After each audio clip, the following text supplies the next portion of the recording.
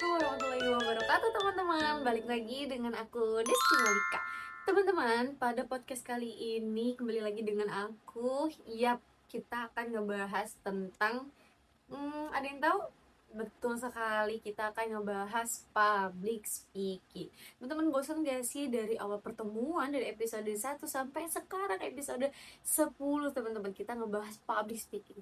Tapi public speaking ini pokoknya ilmu yang seru dan menarik, dan gak semua orang tahu apa dalamnya public speaking itu. Yang cuma tahu itu cuma ngomong di depan.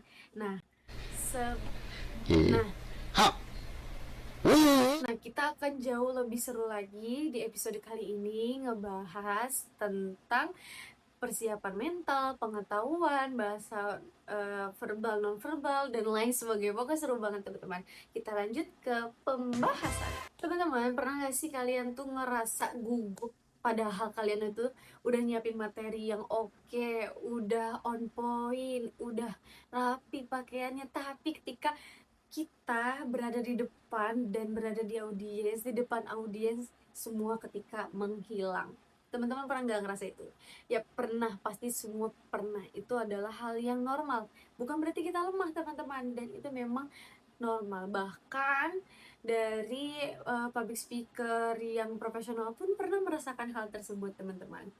Nah, sebelum kita membahas lebih jauh lagi, teman-teman, aku mau kasih tahu nih, ada beberapa yang perlu kita persiapkan terlebih dahulu selain penampilan dan lain sebagainya. Yang terutama adalah persiapan mental. Nah, persiapan mental ini sangat penting dan sebagai kunci utama kita untuk ngomong di depan. Kenapa sih mental itu sangat penting? Karena yang kita hadapi itu adalah orang. Jadi ketika kita merasa takut salah, itu kan akan membawakan speech yang kurang baik untuk audiens. Nah, maka dari itu, dengan kita mempersiapkan mental dengan agar fokus, tenang, dan percaya diri, itu akan bakal ngikut sendirinya teman-teman. Nah, selain persiapan mental juga ada persiapan pengetahuan. Nah, persiapan pengetahuan juga ini sangat penting teman-teman. Jadi kita nggak bisa asal ngomong di depan, tapi kita harus riset terlebih dahulu apa yang ingin kita sampaikan, materi yang ingin kita sampaikan teman-teman.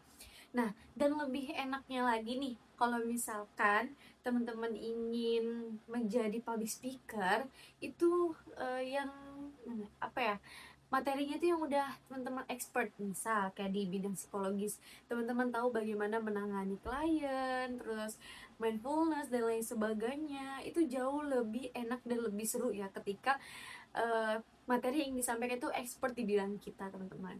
Nah, selain persiapan mental udah, persiapan pengetahuan udah, selanjutnya ada persiapan vokal, yaitu ada verbal, non verbal. Nah, kalau misalkan bahasa verbal itu adalah bukan sekedar kata-kata yang oke gitu kan, tapi juga bagaimana kita bisa mengatur intonasi nada dari yang nada rendah sampai nada tinggi.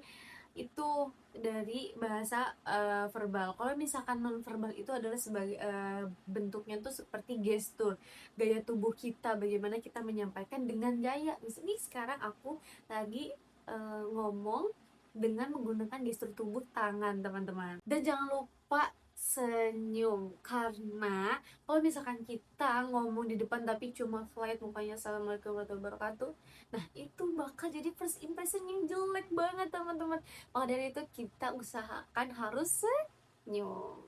Terus lagi, selain tadi udah ya persiapan mental udah, pengetahuan udah, terus bahasa verbal non verbal udah, sekarang adalah simbolik dan penampilan teman-teman. Banyak public speaker yang profesional itu mempunyai penampilan yang berbeda-beda, atau bisa dikatakan ciri khas yang berbeda-beda. Contohnya Mbak Najwa Shihab, dia mempunyai karakter dan ciri khas yang menandakan bahwasanya itulah Mbak Nana gitu loh teman-teman.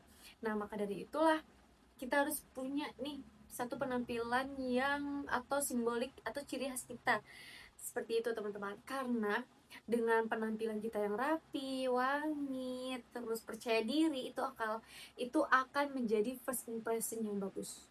atau pandangan pertama. Pandangan pertama bukan sama pasangan ya, tapi sama audiens gitu teman-teman. Nah, maka dari itu penampilan juga harus dijaga.